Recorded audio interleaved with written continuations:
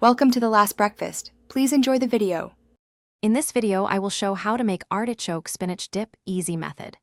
Preheat oven to 375 degrees F, drain and chop artichokes, thaw and squeeze excess water from spinach, and grate or measure cheeses.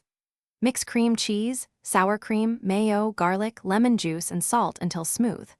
Fold in artichokes, spinach, and shredded cheese, then transfer to a baking dish and bake until golden and bubbly. Gather all ingredients and tools so cooking flows smoothly. Soften cream cheese at room temperature for easier mixing.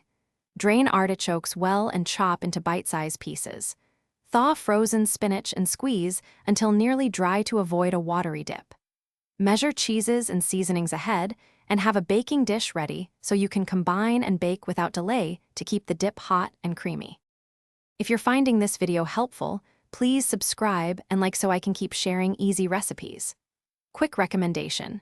On another note, grab Little Tree's black ice to keep your car smelling amazing after grocery runs with garlic and cheese aromas. It's a small, fun pick-me-up that pairs surprisingly well with party prep.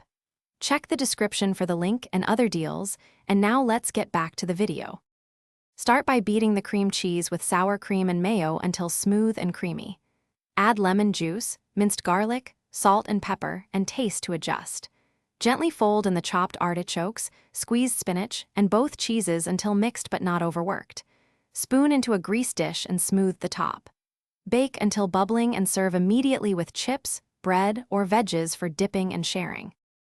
Thanks for watching. If this was helpful, leave a like and consider subscribing. See you next time.